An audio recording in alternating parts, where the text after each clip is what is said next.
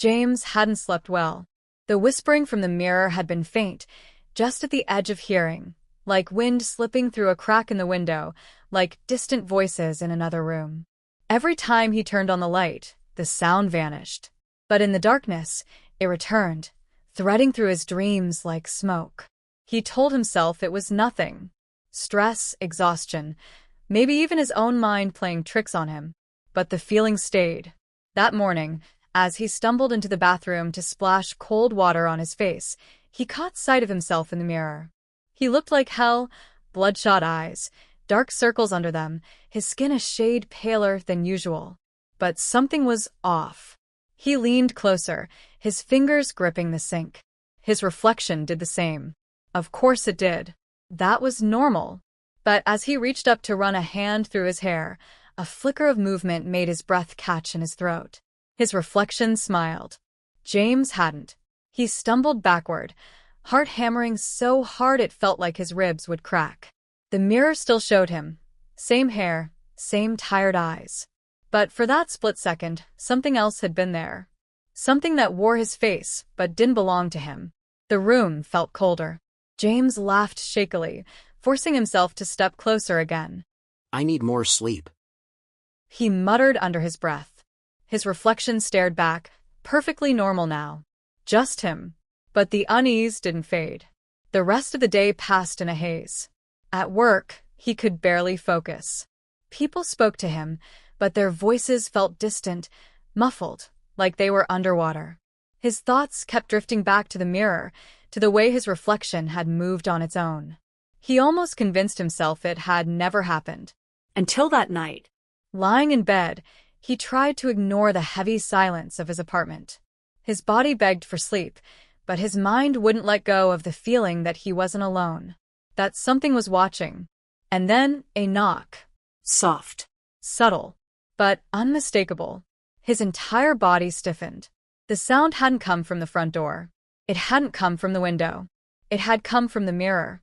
James sat up slowly, every nerve in his body screaming at him to stay still, to pretend he hadn't heard it.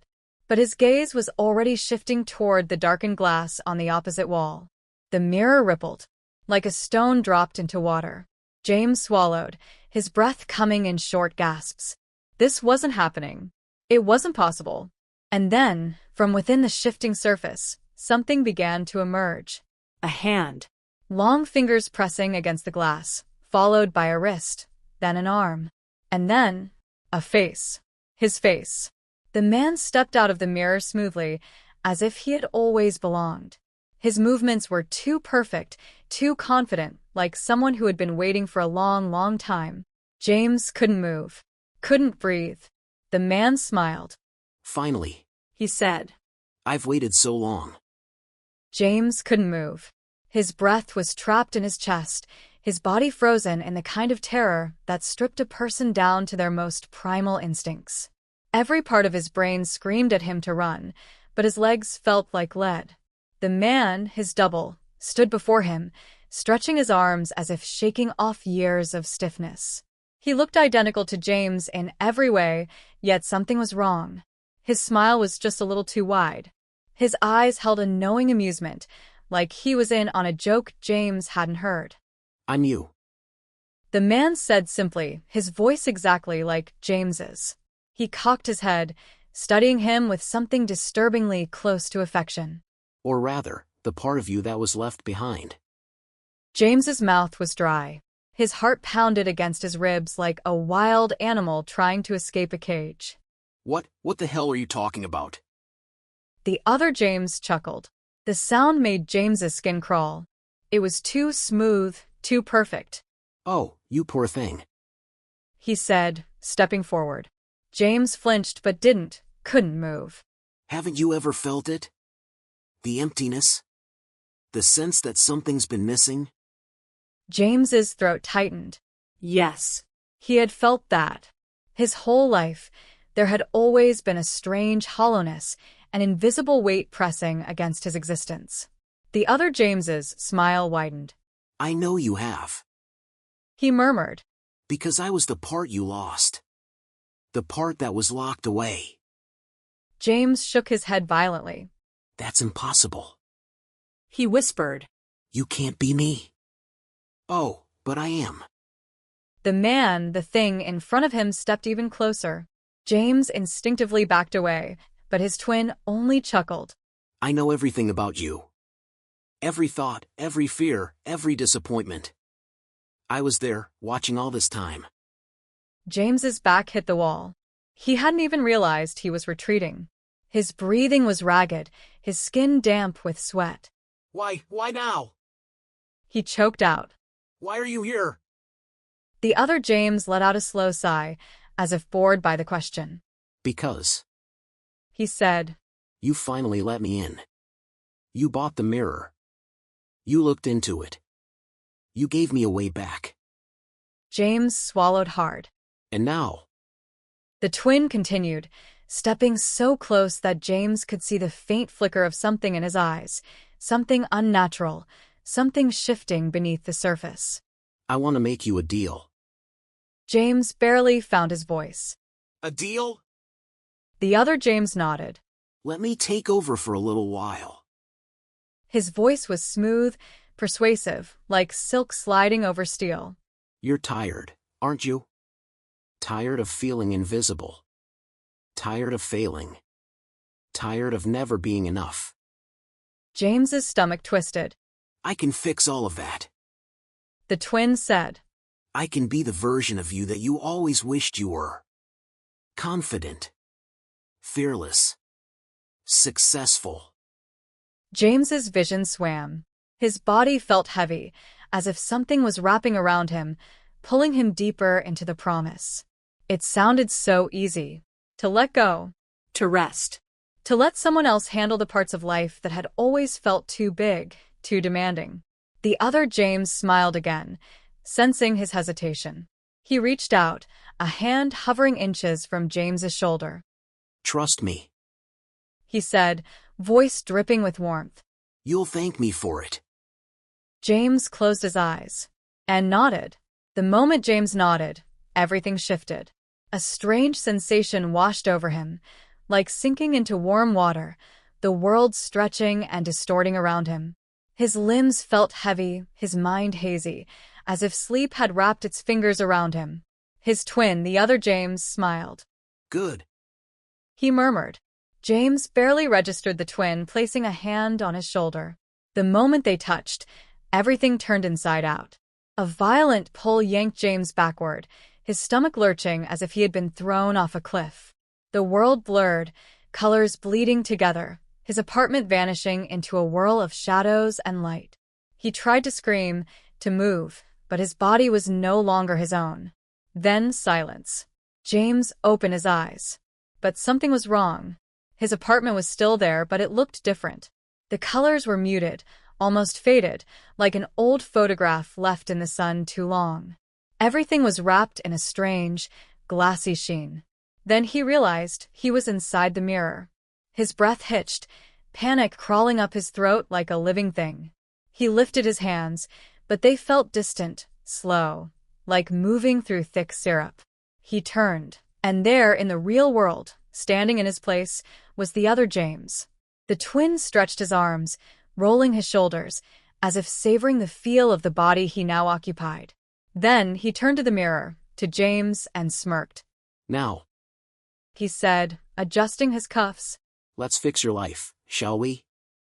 James slammed his palms against the glass. Wait! But his twin had already turned away. At first, James convinced himself that this wasn't real. It couldn't be.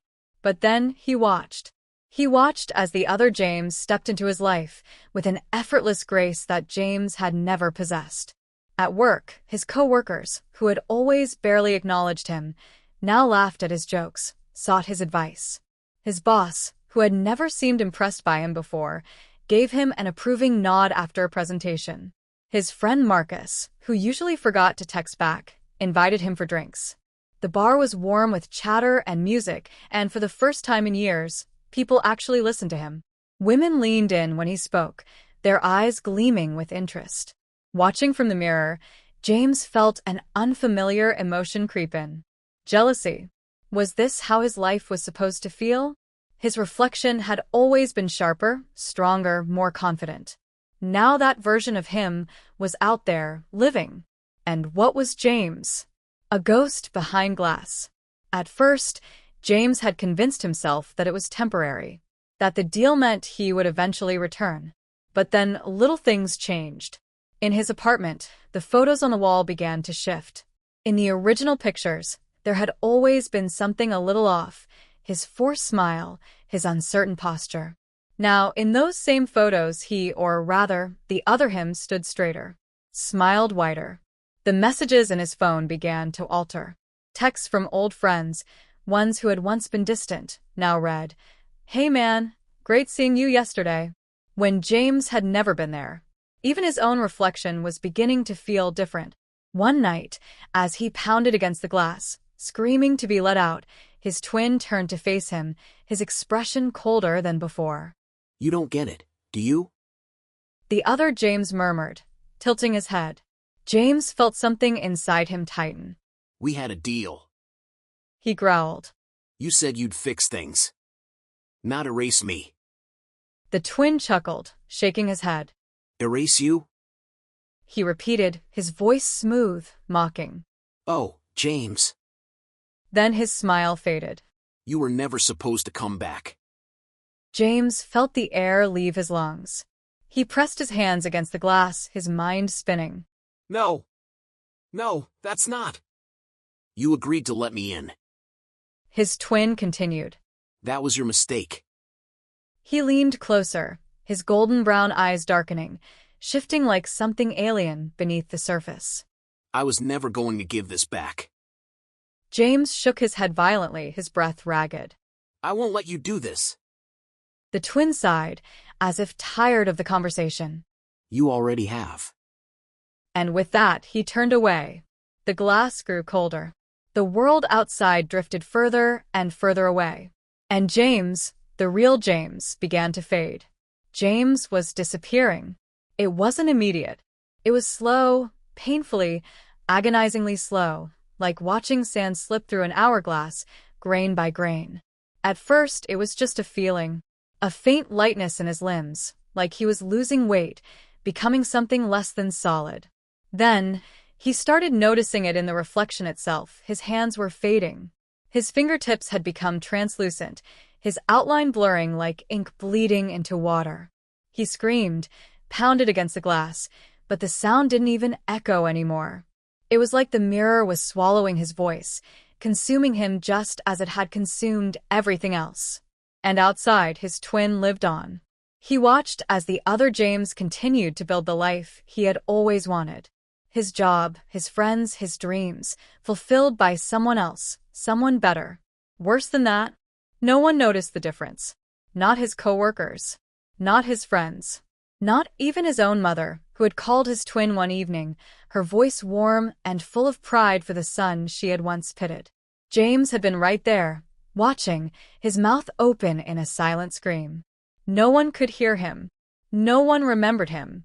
And soon he feared even he wouldn't remember himself. The final sign came on a night thick with rain.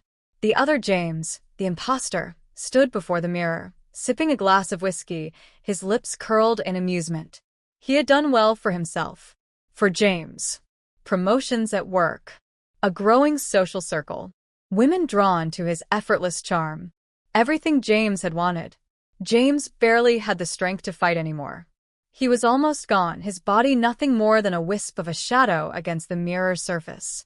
He clung to himself, to the last shreds of his existence, even as the glass grew darker, colder. The twin tilted his head, studying him. Still here? He murmured, tapping a finger against the glass. Impressive. James tried to speak, but his voice barely came out, a whisper against the void. The imposter sighed. You know. He continued, his tone almost gentle. You should let go. It's easier that way. No more struggling. No more pain. James gritted his teeth. Even as his body faded, his anger did not. This was his life, his body, his existence, and he would not surrender it. With everything he had left, James pressed his fading hands against the glass and pushed. For the first time in days, weeks, months, the mirror rippled. The twins' smirk faltered. James pushed harder. His arms burned with a sudden, electric energy, a desperation that refused to die. The glass trembled, fractures snaking outward like cracks in ice. No. The imposter whispered, stepping back. James let out a final, ragged scream and lunged forward. The world inverted. Pain. Cold. Darkness. And then breath. James gasped, his lungs burning with the taste of air. His body solid. Real. He was no longer trapped behind the glass.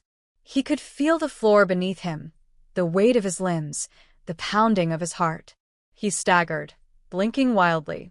His apartment was real again, no longer distorted through the mirror's eerie haze.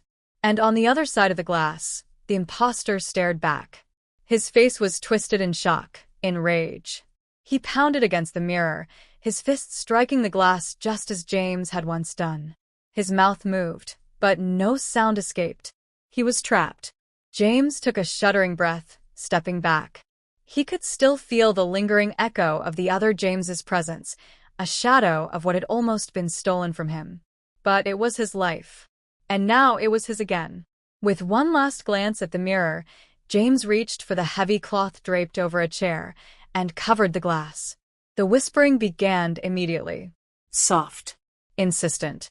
A furious hiss just beneath the fabric. James didn't listen. He picked up the mirror, careful not to let his reflection show, and carried it outside into the pouring rain. He walked until he found the deepest alley he could, a place where no one would look. And then, without hesitation, he smashed the mirror into 1,000 pieces. The whispering stopped. A gust of wind rushed through the alley, carrying the last remnants of something ancient and hungry away into the night. James stood there for a long time, rain drenching his skin, his breath coming fast and hard. Finally, he was whole again. Or, at least, he thought he was. Because just for a second, only a second, as he turned away from the shattered glass, he swore he saw something in the reflection of a nearby puddle. A pair of golden brown eyes. Still watching. Still waiting. Still waiting.